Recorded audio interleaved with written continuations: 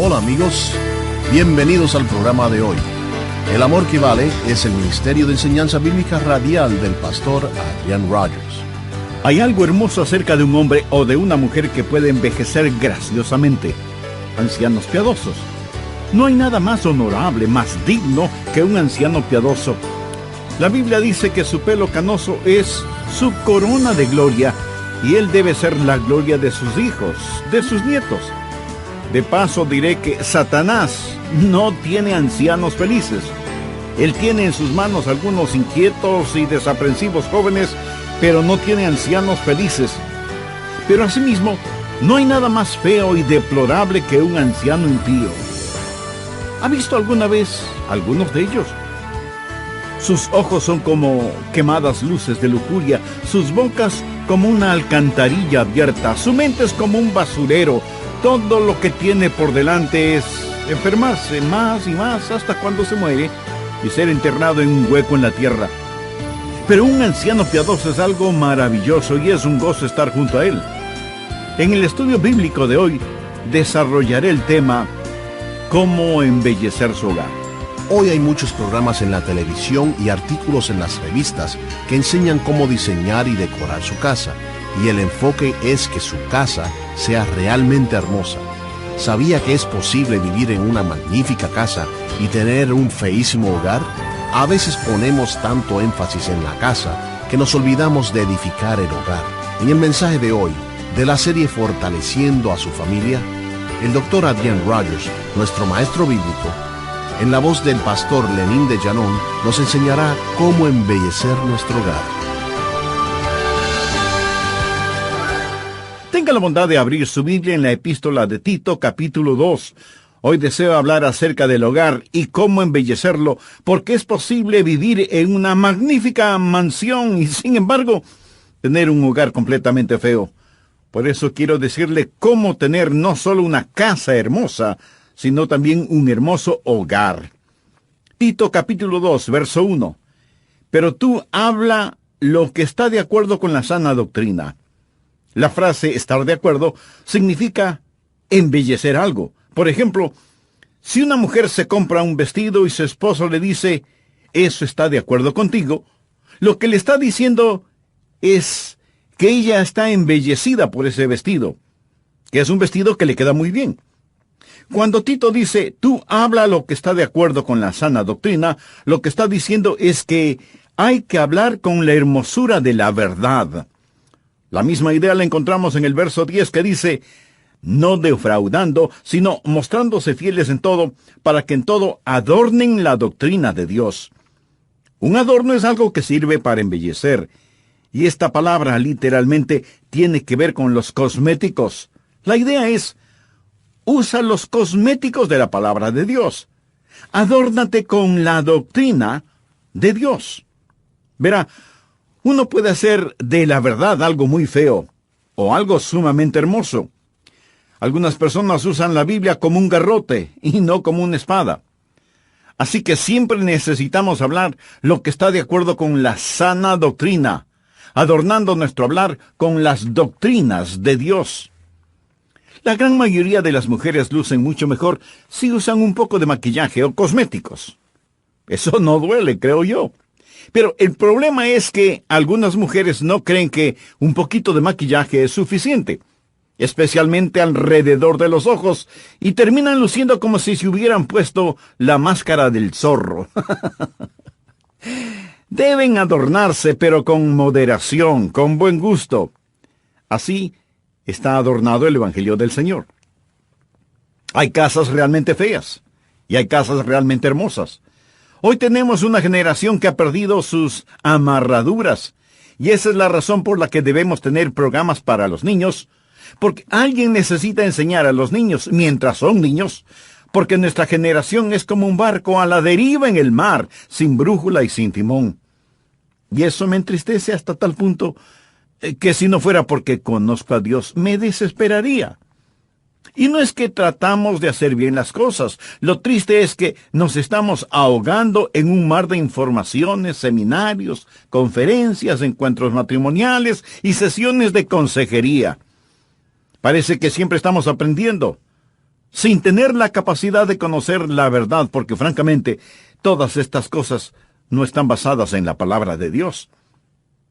¿No le sorprende a usted las cosas que en la actualidad se debaten en algunas denominaciones? Tenemos un estándar, sin el cual usted y yo observaremos la muerte misma del matrimonio y el homicidio de los hogares. Como creyentes, tenemos verdaderos enemigos en el mundo. Enemigos como inmoralidad, adulterio, homosexualidad, aborto, esterilización, feminismo radical, delincuencia juvenil, violaciones, rebelión sexual, crímenes, etcétera, etcétera. Nos enfrentamos a algo que es verdaderamente terrible. Y todas estas cosas son como hilos de un cordón que lenta y paulatinamente están estrangulando a la familia. Pero Dios quiere que los hogares sean hermosos, y la clave para un hermoso hogar es la esposa, la madre. Es el Día de las Madres, y quiero hablarles de lo que la Biblia tiene que decir acerca de ser una madre piadosa y una madre que ayuda a embellecer el hogar. Volvamos a Tito, capítulo 2, desde el verso 2. Que los ancianos sean sobrios, serios, prudentes, sanos en la fe, en el amor, en la paciencia. Antes de hablar a las ancianas, habla a los ancianos. Y hay algo hermoso acerca de un hombre que puede envejecer graciosamente, un anciano piadoso. No hay nada más honorable, más digno que un anciano piadoso. La Biblia dice que su pelo canoso es su corona de gloria, y él debe ser la gloria de sus hijos, de sus nietos. De paso diré que Satanás no tiene ancianos felices. Él tiene en sus manos algunos inquietos y desaprensivos jóvenes, pero no tiene ancianos felices. Pero asimismo, no hay nada más feo y deplorable que un anciano impío. ¿Ha visto alguna vez algunos de ellos?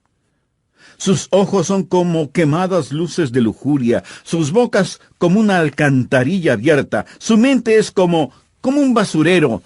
Todo lo que tiene por delante es enfermarse más y más hasta cuando muera y ser enterrado en un hueco en la tierra. Pero un anciano piadoso es algo maravilloso y es un gozo estar junto a él. Pero hoy quiero hablar primordialmente a las damas. Así que veamos el verso 3. Las ancianas asimismo sean reverentes en su porte, no calumniadoras, no esclavas del vino, maestras del bien, que enseñen a las mujeres jóvenes a amar a sus maridos y a sus hijos, a ser prudentes, castas, cuidadosas en su casa, buenas, sujetas a sus maridos, para que la palabra de Dios no sea blasfemada. Al hablar de una mujer piadosa que embellece su hogar, quiero que note lo que voy a llamar, en primer lugar, el legado que ella deja. Ella debe enseñar a sus hijos pequeños y debe dar el ejemplo a los más jóvenes. ¿Cómo hará esto? El verso 3 lo dice, sean reverentes en su porte. Esto sencillamente significa una buena y antigua dosis de santidad. Habla de la forma en que debe ser. Habla de su estilo de vida. ¿Cuántas mujeres santas conoce usted? Yo conozco una. Me casé con ella. En serio, mi esposa es una mujer santa. Y es un gozo estar junto a ella.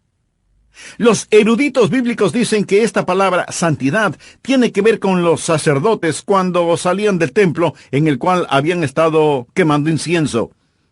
Al salir, uno podía oler la fragancia del incienso en sus vestiduras.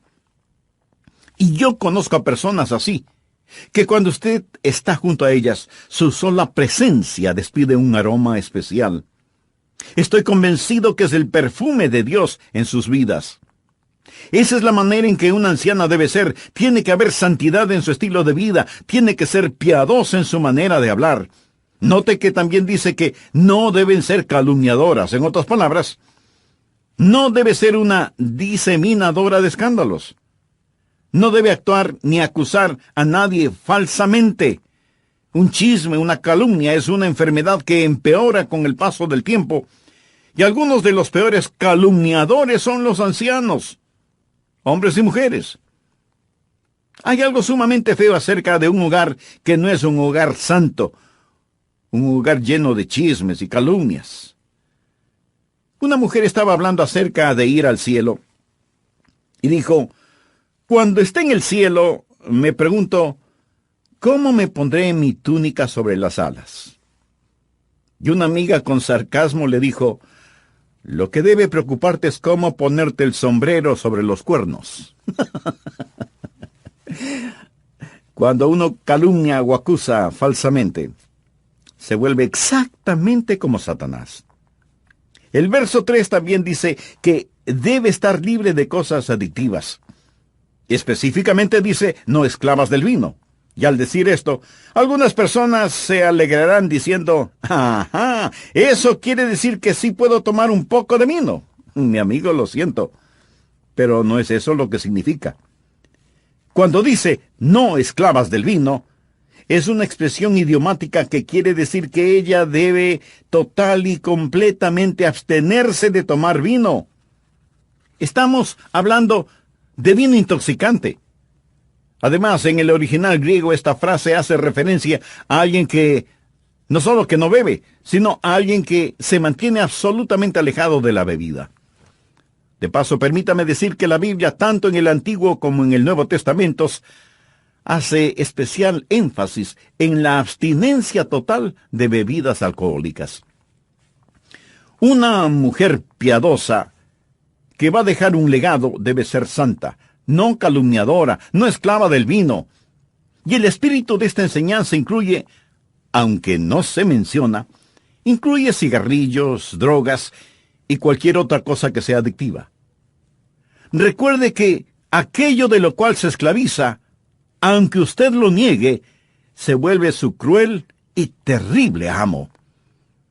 Ella no solo que tiene que ser un ejemplo para las mujeres jóvenes, como parte de su legado para ellas, sino que también debe enseñarles. Veamos lo que dicen los versos 4 y 5.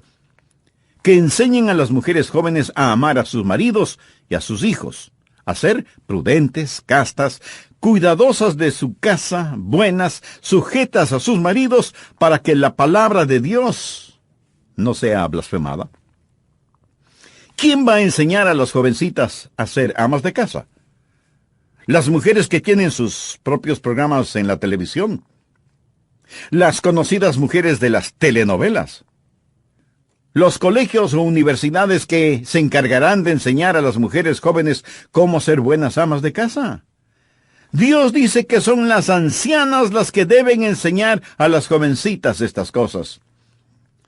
Tito las identifica como maestras del bien, que enseñan a las mujeres jóvenes a amar a sus maridos y a sus hijos, a ser prudentes, castas, cuidadosas de sus casas, buenas. Aquí la palabra buena, literalmente, conlleva la idea de valores familiares. ¿Sabe lo que el mundo necesita en la actualidad? Abuelitas piadosas, ancianas que enseñen a las jovencitas a ser buenas amas de casa. Las jóvenes modernas se casan y, francamente, saben muy poco de los quehaceres del hogar.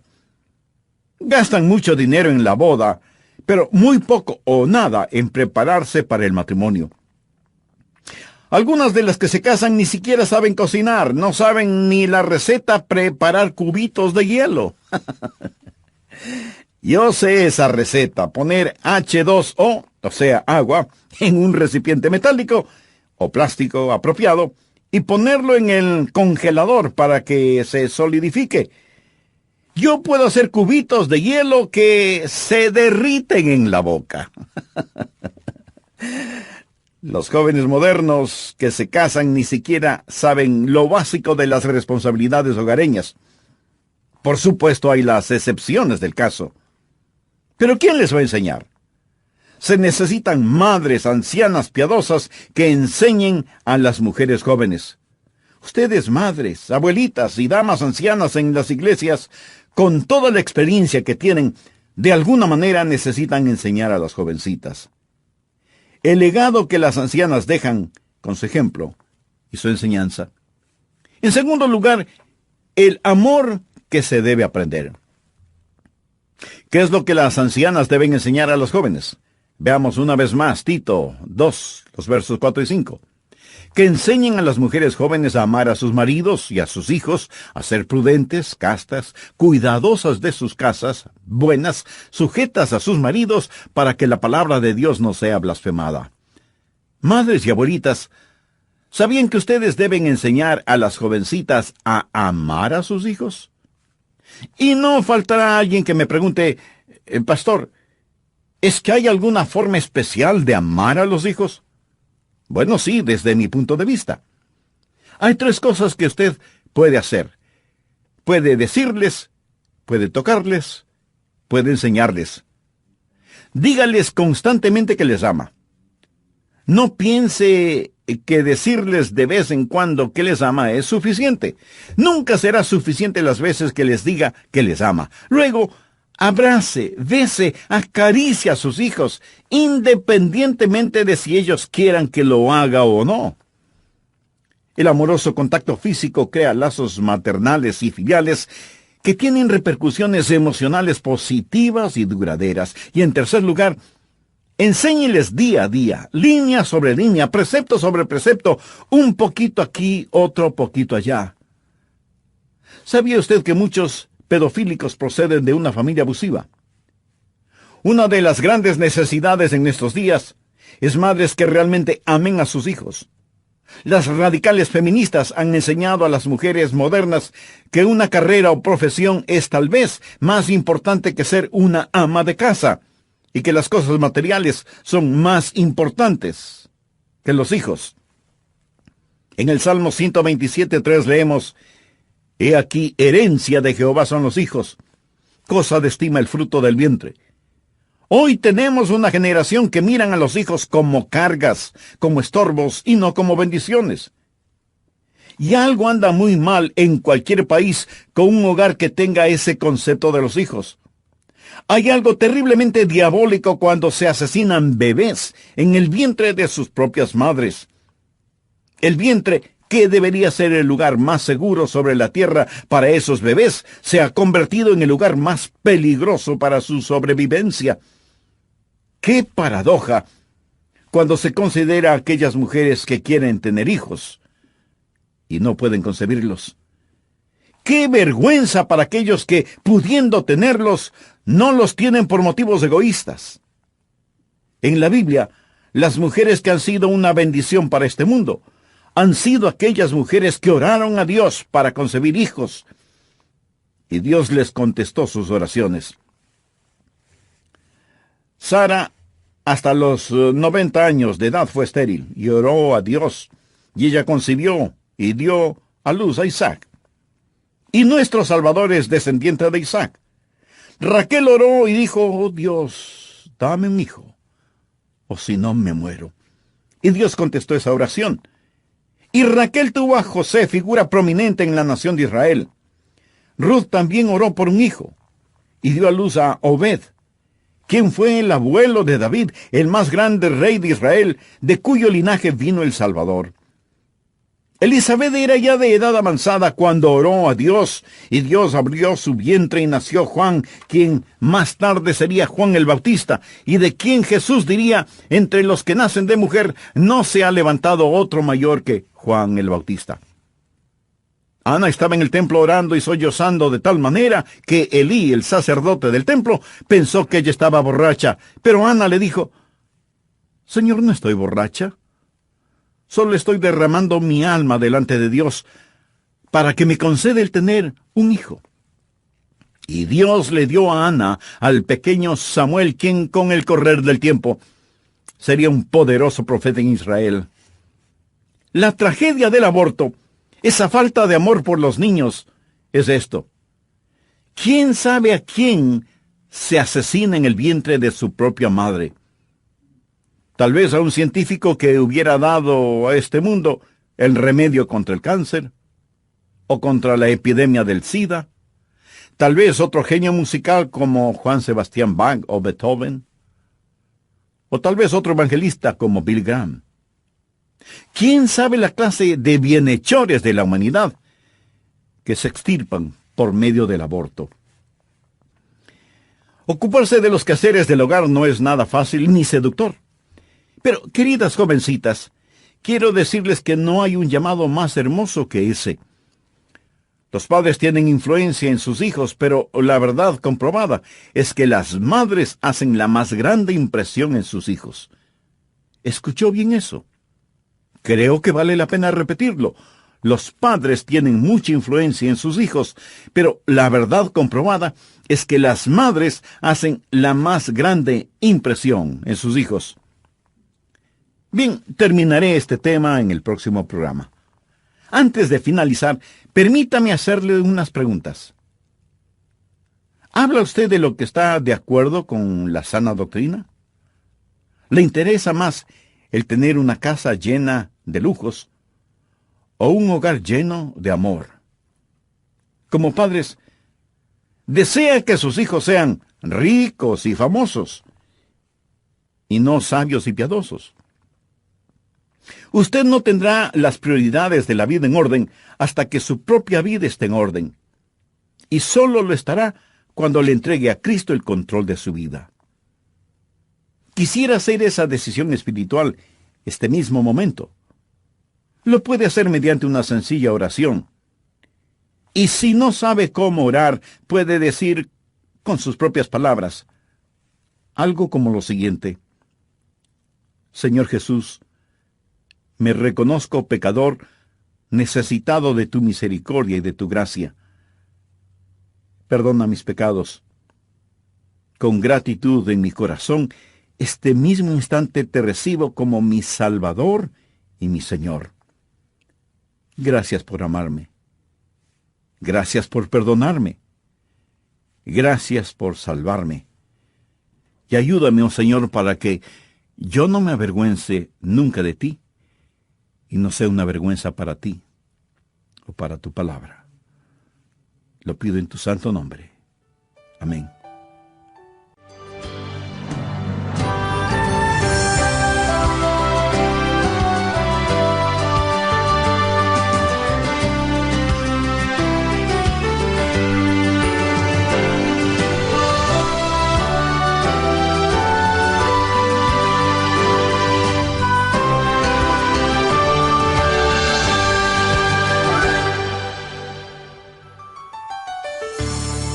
Reciba cada uno de ustedes, amigos oyentes, nuestro más sincero saludo de bienvenida al programa El Amor que Vale, mediante el cual compartimos las enseñanzas bíblicas del Dr. Adrian Rogers. Aproximadamente 50 millones de madres conforman la fuerza laboral femenina en los Estados Unidos, y 1 de cada 3 madres con hijos menores de 3 años de edad tiene un trabajo de tiempo completo fuera de casa. Pero ser un ama de casa es un trabajo de tiempo completo. Y yo admiro a las mujeres, sobre todo a las madres que tienen que trabajar. Pero ahora escúcheme con atención, estimada amiga. Si usted está trabajando para tener una casa más grande, o un carro más moderno, o para comprarse ropa más fina, o para no quedarse atrás de las cosas que tienen sus amigas, y no pasa tiempo con sus hijos, especialmente si aún son pequeños, con todo respeto le digo que usted está cometiendo una terrible equivocación. Equivocación que tendrá terribles consecuencias, especialmente cuando sus hijos lleguen a la adolescencia. Este es el segundo mensaje sobre el tema cómo embellecer su hogar. La Biblia enseña que las ancianas deben enseñar a las mujeres jóvenes a amar a sus hijos, pero que también deben enseñarles a amar a sus maridos. Ahora, si una mujer joven puede aprender a amar a sus hijos, significa que también puede amar a su marido. Y estamos hablando del verdadero amor, no de la clase de amor tan popular en las telenovelas. Nuestro maestro bíblico, el Dr. Adrian Rogers, en la voz del pastor Lenín de Llanón, concluye su enseñanza acerca de cómo embellecer el hogar. Si a usted le gusta mirar las telenovelas, mi consejo es que deje de hacerlo, porque por lo general, la trama general de cualquier telenovela se basa en el sexo, la inmoralidad, la perversión, y algunas telenovelas incluyen hechicería y ocultismo. Y si mire esa basura audiovisual por bastante tiempo, usted va a empezar a tener sospechas y a preguntarse si su cónyuge vive de esa manera. Ame a su esposo.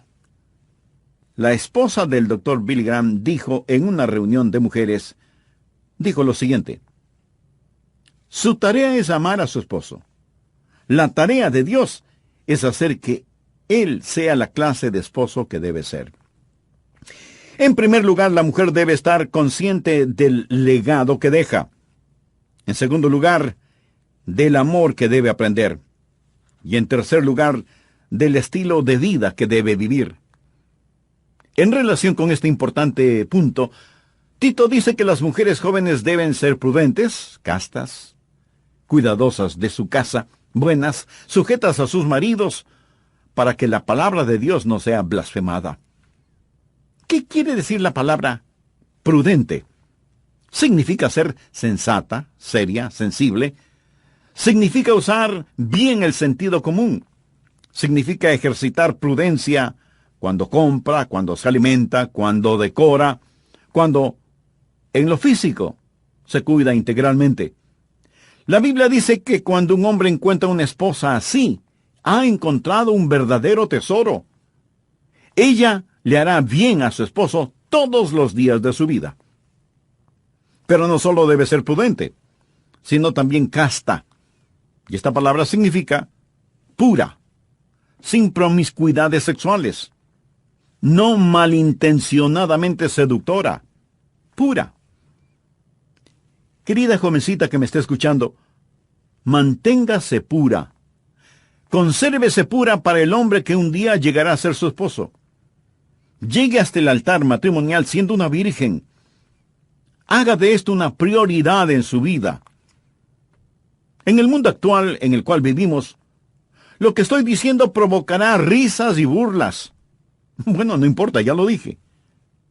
Y lo que dije no es porque soy súper inteligente o súper espiritual, sino porque lo dice la palabra de Dios. Las ancianas deben enseñar estas cosas a las mujeres jóvenes. Las madres modernas, si no son creyentes, nunca enseñarán estas cosas a sus hijas.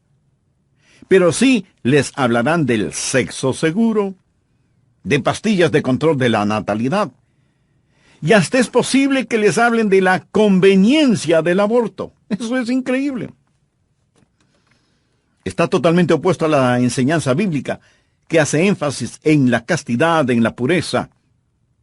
Y nuestros jóvenes hijos no van a aprender acerca de la moralidad sexual en los colegios y universidades seculares. Nuestra educación de moralidad sexual nunca será buena si no está basada en la moral y las verdades bíblicas. Por eso es que usted debe asegurarse de que sus hijos entiendan bien lo que la Biblia enseña. Y enséñeles a cuidar bien su casa, su hogar. ¿Quiere decir que ella no debe salir de casa? No. Esta palabra griega se deriva de una que literalmente significa la habilidad de ser una buena trabajadora en su casa. O sea, que una de sus más importantes responsabilidades es saber mantener, cuidar el hogar. Aproximadamente 50 millones de madres conforman la fuerza laboral femenina en los Estados Unidos, y 1 de cada 3 madres con hijos menores de 3 años de edad tienen un trabajo de tiempo completo fuera de casa. Pero ser un ama de casa es un trabajo, escúcheme bien, es un trabajo de tiempo completo. Y yo admiro a las mujeres, sobre todo a las madres que tienen que trabajar. Pero ahora escúcheme con atención, estimada amiga. Si usted está trabajando para tener una casa más grande, o para tener un carro más bonito y moderno, o para comprarse ropa más fina, y no pasa tiempo con sus hijos, especialmente si aún son pequeños, con todo respeto le digo que usted está cometiendo una terrible equivocación. En 1 Timoteo 5:14 leemos: quiero pues que las viudas jóvenes se casen, críen hijos, gobiernen su casa, que no den al adversario ninguna ocasión de maledicencia. La madre debe ser la reina del hogar. No hay mayor ni más importante carrera que la de ser ama de casa. Y alguien me dirá, pero pastor, necesitamos ese dinero extra. Necesitamos esos ingresos para poder solventar nuestros estilos de vida. Bueno, sea muy cuidadoso al evaluar correctamente lo que es necesario y si se justifica que los dos trabajen. Digamos que una madre trabaja a tiempo completo fuera de casa y gana unos $2,000 al mes, que es un buen salario. Esa madre tiene 3 hijos pequeños que los deja en una guardería durante todo el día para que se los cuiden mientras ella trabaja. Note bien lo que dije, para que se los cuiden, no para que les eduquen, porque las guarderías no son escuelas. Y por ese servicio paga esa madre a la guardería $600 al mes por cada uno de sus hijos. Esto es un egreso de $1,800 mensuales. Ahora, para ir a su trabajo ella tiene su carro y paga una póliza de seguro contra accidentes, gasta en gasolina cada semana y en general gasta en el mantenimiento de su vehículo unos $200 al mes. Ahora escúcheme con suma atención. Ella gana $2,000 mensualmente, pero entre la guardería y su carro, ella gasta $2,000 al mes. O sea que ella está trabajando para la guardería y el mantenimiento de su carro, no para sufragar cualquier otra necesidad hogareña. Mientras tanto, sus pequeños hijos pasan mucho más tiempo al cuidado de personas desconocidas que quién sabe cómo los tratan, porque no son hijos de ellos. Y hay cosas totalmente negativas que suceden en algunas de esas guarderías. Entonces, ¿dónde está la lógica o la justificación para que esa madre trabaje fuera de casa? Como para pensarlo 2 veces, ¿verdad? Mi esposa y yo nos casamos después del primer año en la universidad. Habíamos sido enamorados primero y luego novios desde que ambos asistíamos al colegio. Yo siempre trabajé para poder pagar mis estudios en la universidad y el seminario, y aún no había cumplido mis 20 años de edad. Ella también estudiaba, pero su padre pagaba por su educación. Pero decidimos casarnos y empezar a tener familia. Y teníamos que trabajar aparte de estudiar. He desempeñado una infinidad de trabajos. Empacador de frutas, camarero, carnicero, ayudante de carpintería, mecánico, vendedor de carros. Era muy bueno vendiendo carros usados. Inspector de casas, en fin. Y por 7 años, mientras estudiaba y trabajaba, mi esposa siguió estudiando y cuidando de nuestros hijos. Y cuando terminé mis estudios, me pude graduar sin deber ni un centavo a nadie. Siempre confiamos en el Señor y fuimos fieles diezmando de cualquier dinero que ganábamos. No fue nada fácil, pero fue algo que valió la pena. Y debo reconocer la abnegación de mi esposa, quien a pesar de ella también estar estudiando, nunca descuidó su responsabilidad hacia nuestros hijos o hacia mí. Debe entender que esto no se limita a una mujer. Lea el capítulo 31 de Proverbios y descubra lo que una ama de casa puede hacer. En ese capítulo usted encontrará cuáles eran las actividades de una mujer piadosa: viajes, negocios, inversiones, bienes raíces, obras de caridad. Todo esto sin descuidar su responsabilidad en el hogar. Ahora, ¿cómo determina usted cuándo debe involucrarse una mujer en las cosas fuera de su hogar? Como yo lo veo, de una manera muy sencilla. ¿El trabajo de ella afuera contribuye al bienestar del hogar o la distrae del hogar? Si es así de simple, porque el hogar, después del Señor Jesucristo, debe ser el centro de nuestra atención, debe ser la parte más importante de nuestras vidas. Yo soy un pastor, y lo que voy a decir tal vez le suene a herejía, pero no lo es. Así que escúcheme bien, para mí, mi hogar es más importante que la iglesia. Y si tengo que escoger entre la iglesia y mi esposa, ni siquiera tengo que pensarlo. La iglesia puede conseguir otro pastor. Pero yo solo tengo una esposa. La Biblia dice que si un hombre es un pastor, uno de los requisitos principales para hacerlo es tener un hogar bien cimentado, tener una familia sólida y cristianamente establecida. Si no es así, ningún pastor tiene el derecho de, desde el púlpito, hablar de lo que no tiene. Debemos entender que no son los negocios, ni la educación, ni la recreación, ni el gobierno, ni la iglesia lo más importante. Es el hogar, que es la unidad básica de todo. Y por eso es que toda la artillería del infierno se ha desatado contra el hogar. Y nuestros hijos van a la universidad, y cuando a las jovencitas les preguntan qué es lo que van a hacer, si ellas responden quiero ser esposa y madre, la mirarán como una cosa rara, como una mujer fracasada, como si ser esposa y madre fuera una pérdida de tiempo. Apreciada jovencita, ser esposa y madre no es una pérdida de tiempo.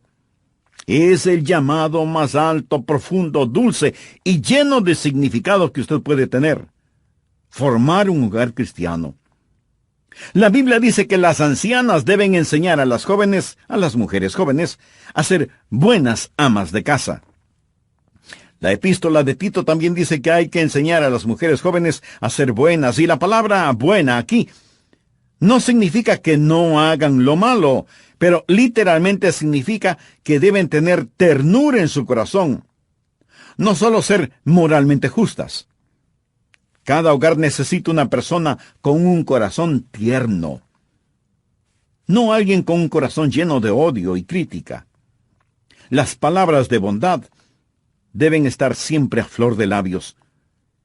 Y luego dice en el versículo 4 que deben estar sujetas a sus maridos, que enseñen a las mujeres jóvenes a amar a sus maridos y a sus hijos.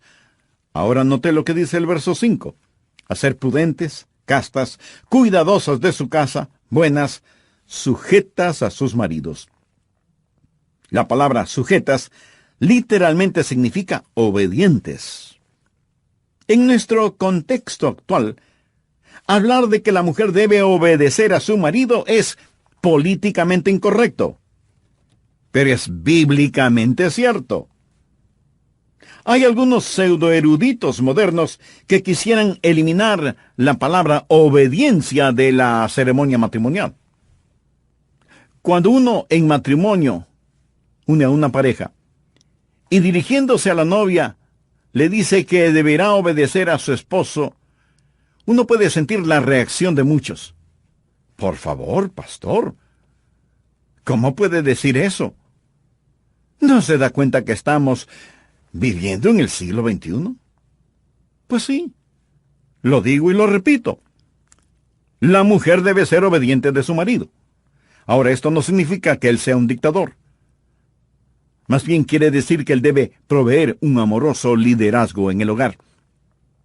Estamos hablando no necesariamente de la cadena de mando, sino de la aceptación de responsabilidades. Y sometimiento no es subyugación. El esposo no es una especie de sargento en el hogar que usa la Biblia para golpear a su mujer. De ninguna manera.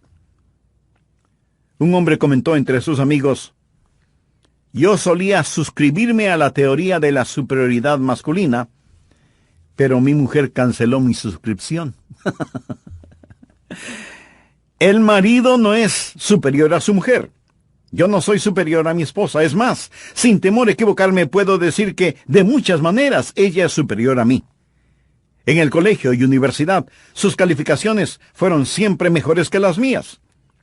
Ella me ganó en un concurso de oratoria.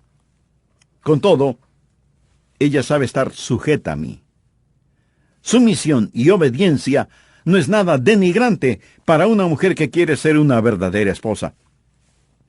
El apóstol Pablo también habla de eso en Efesios 5, 22 y 23, al decir: las casadas estén sujetas a sus propios maridos, como al Señor, porque el marido es cabeza de la mujer. Ahora note la siguiente frase: así como Cristo es cabeza de la iglesia, la cual es su cuerpo y Él es su Salvador. Un esposo debe ser para su esposa lo que Cristo es para la iglesia. No es para su castigo, sino para su protección.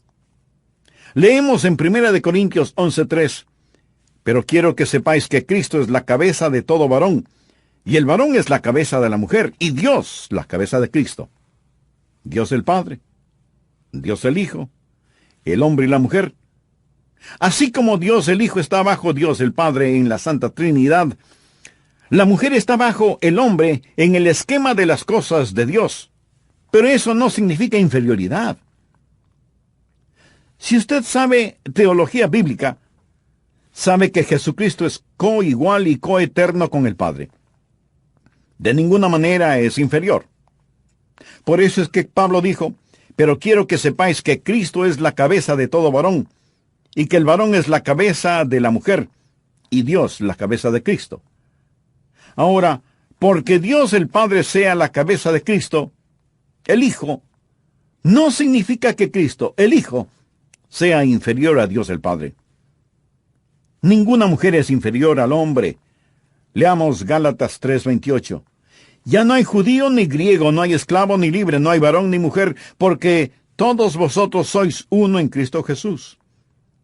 Todos somos uno en Cristo. Pero aún así, Dios ha establecido esta línea de responsabilidad en el hogar.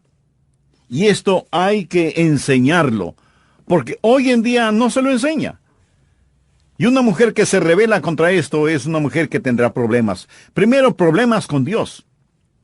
Si usted, amiga, tiene un espíritu de rebeldía hacia su esposo, su problema no es primordialmente contra su esposo, sino contra Dios. Segundo, no solamente tendrá dificultades con Dios, sino que tendrá problemas con su marido. En vez de ser su complemento, se convertirá en su tormento, y esto sin ninguna connotación romántica. Tercero, tendrá problemas con sus hijos, porque si usted no está bajo el liderazgo de su marido, no estará capacitada para tener autoridad espiritual sobre sus hijos. A una mujer que no ha aprendido a estar bajo autoridad, no se le puede confiar autoridad. Un muy conocido doctor y consejero dijo, muchas veces he descubierto que un homosexual proviene de un hogar con una madre dominante y un padre pasivo. Y en cuarto lugar, va a tener problemas con ella misma. No va a tener quien llene sus más profundas necesidades. La sumisión no elimina la libertad. Cuando usted está en la voluntad y en el plan de Dios y comienza a obedecer la palabra de Dios, descubrirá que Dios le otorgará increíble libertad. De alguna manera tenemos una generación que piensa que sabe más que Dios, que es más lista que Dios. Pero una mirada casual alrededor nos dirá que algo muy pero muy malo está sucediendo en el mundo de hoy. Mi amigo, cuando todo lo demás fracasa, tenemos que volver a leer las instrucciones, tenemos que volver a la palabra de Dios. Me gustaría que usted este mismo momento ore por su hogar, que su casa no solo sea un lugar al que llega después de trabajar, sino que sea un hermoso hogar cristocéntrico. Y si Dios le ha hablado en alguna forma especial durante el transcurso de este mensaje, sea hombre o mujer, haga lo que Dios ha puesto en su corazón y ore para que Él mismo le ayude a hacer de su casa un genuino y bendecido hogar.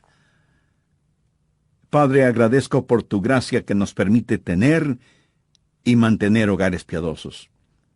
Te suplico, Dios, que tomes este mensaje, el predicado hoy, y con él moldees nuestro corazón. Oro especialmente por la generación de jóvenes que se ha apartado de la básica y hermosa verdad que nos ha dado tu palabra.